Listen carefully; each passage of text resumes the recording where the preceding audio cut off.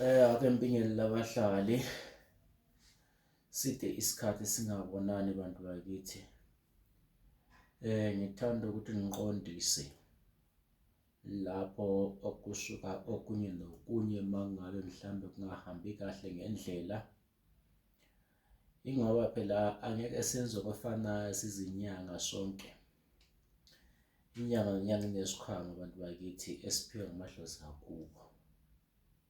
Isisho njalo-ke ngikhuluma lento yokuthi ungathi wena mangamelaphi uzwe ukuthi awudlozi khulu uyenza ukuthi nawe sesiyakwenza.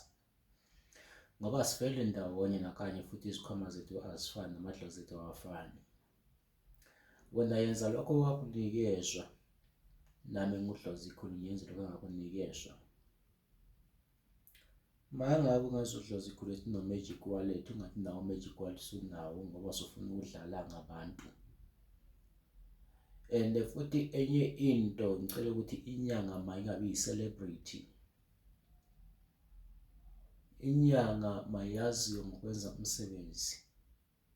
Inyanga mayaziwe ngokuzwisisa izikhalazo zabantu mangabe kukhona into engahambanga kahle. Inyanga ayisigabisi, ayithuki izigulane. Inyanga lapho umsigulane sakhe mangabe singezwa kahle ngale nto osuke emenzele yona, makasizwisise isikhalazo sesigulane sakhe alungise. Ngoba kuyafana nasesibhedlela, akukho ukuthi uma uye esibhedlela bese kuthiwa ubuye ku-review uthole ukuthi awuphilanga nawe nasigulane bese lesi sibhedlela asikwazi ukwelapha. Ngoba kusuke kuwukuthi indlela ochaze ngayo nendlela udokotela asuke ebone ngayo into osuke uyigula unikezela amaphilisi okokuqala. Bese kuthi mangabe lawo maphilisi angisizanga, unawo amaphilisi akwaziyo ukuthi akunikeze wona ngendlela afunda ngayo. Nasedlozini kunjalo, mangabe kukhona into oyichaza kumelaphi afika akunikeza leyo nto engazokusiza, uyakwazi ukuthi uma usizwa kwesibili uzokwazi ukunikeza into ethile izokusiza leyo nto. Yingoba usuke umsebenzi wakhe. Umelaphi wendabuko uyabuza emathongweni. Okwesibili, noma ngithi mangabe mhlambe ukufike kuye wabuza emathongweni wakunikeza leyo nto yangazasebenza, kodwa kukhona okwenza uma ubuyela kuye ngesizotha, ngoba yena usuke kunikeza isizotha futhi nangokuhlonipha afika kunikeze into ezofika ikusebenzele. Engikushoyo ukuthi umelaphi kumele angathuke isigulane athi ucabanga ukuthi umuthi akuwazi mina. Cha, akusebenzi ngalolu hlobo. Melaphi nikeza isigulane sakho umuthi, nalapho mangabe ekhalaza engathi akuhambe kahle umlungisele izinto zakhe zilunge. Bese kubuya lapha futhi kube laphi masingakabisi ngezimoto, ngoba izimoto azimelaphi umuntu. Into elapha umuntu umuthi, hayi izimoto. Umuntu elapha umuntu akuwona impahla ezibizayo. Into elapha umuntu ophathekile umuthi. Into elapha umuntu ophathekile akusona zonke izindlu ezibizayo noma ukulala emahhotela abizayo, nanjalo nokuzibukisa kwizindizamshini nokugxeka ezinye izinyanga. Ngoba izikhwama zethu azifani. Mina ngeke ngigxeke enye inyanga ngoba ngiyakwazi isikhwama sami asifani nesakhe. Mina into ekhona umuthi anguthengi. Mina edlozini lakithi umuthi ngiyahamba ngiyogubha.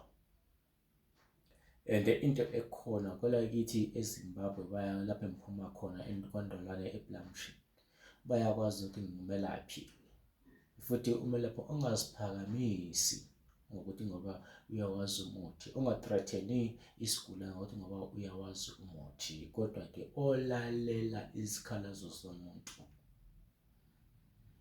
And into nawe nasigulane mangabe ufuna kulungele, musa ukujaha, bekezela nathi size sifike kuleli zinga noma amadlozi ethu ayesibonisa izinto ezithile, sasibekezela kwaze kwafika kwalunga. nawe bekezela ngoba umuthi usebenza ngendlela yawo mangabe ungawubekezelela. Ngoba singabantu siney'nkinga ezehlukene bantu bakithi, iy'nkinga zethu azifani. Omunye singabe umbamba namhlanje umtshela into yakhe izosebenza after 7 days, athi mayefika avuke enama-results, uyawabona ama-results kodwa after 7 days.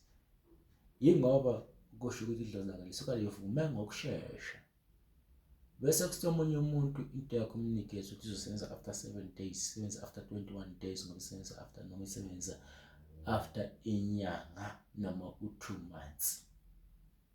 Izinto ziya ngokwehlukana kwedlozi lakho.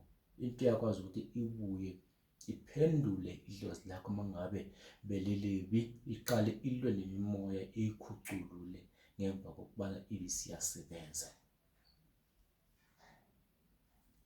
Thina esintweni sakithi eZimbabwe asikwazi ukuqola umuntu ngomuthi ngoba idlozi siyalesaba, siyayazi imbangela yedlozi. Ngoba idlozi lakho mangabe selibuya selixabana nami, izinto zami ziyavaleka bese ngithi ngithakathiwe. Kanti ngingathakathiwe yingoba ngisuke ngasebenzisa into engayishuyo kuwe. Enye into mangabe mina into ngingenayo kwaleso sikhathi noma ngabe ngingayazi, ngiyakutshela cha lento angiyazi.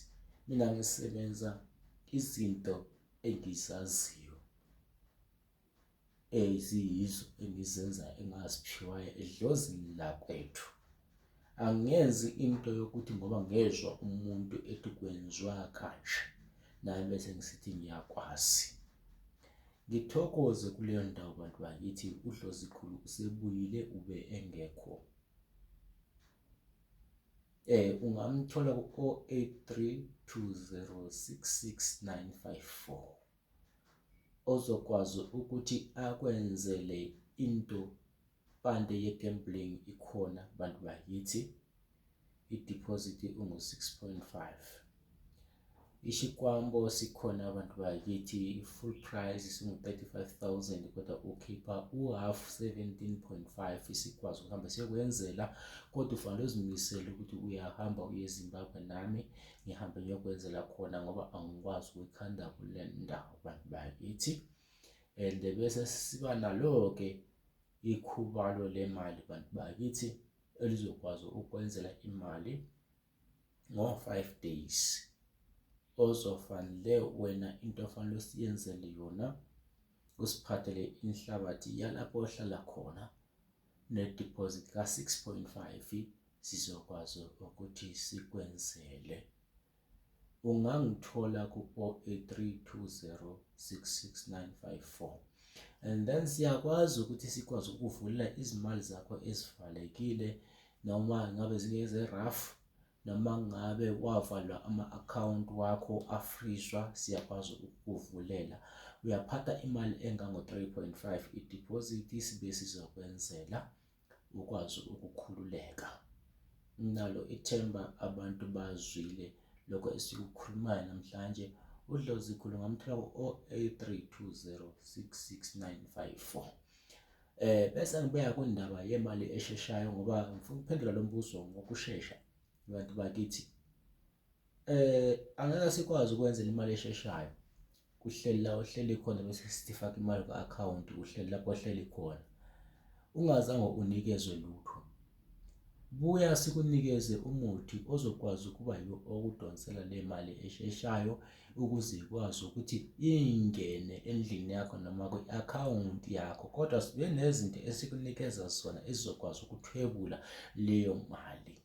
Hhayi lento yena ukuthi lifuna ukuthi libe lihlele ezindlini ukuthi afakane imali kwa-ama-account, ifakane imali kwaphephu, libe seli-expect lizothola imali ezisheshayo. Lokho akungeke kusebenze ngalolu suku. U-Magic Wallet bantu bakithi ukhona, sesibuyile nawo futhi lowo muthi ukuthi sikwazi ukwenzela i-Magic Wallet uphakame, sixhumanisa nedlozi lakho, ungasho ukuthi mhlambe siyakwehlukanisa amadlozi akho. Ngithokoze 083 20 66954 ungifonele kuleyo namba noma ushiye uWhatsApp, kodwa ngiyathanda ukuthi ungifonele. Ngithi abantu abaphile namhlanje ube umusa nothando lamadlozi wakwenu, ukuthi amadlozi wakwenu noma kwabantu amanzi amnyama aphehliwe ngakini, ngemali lamanzi amnyama mawadede ezimpilweni zenu likwazi ukuphila.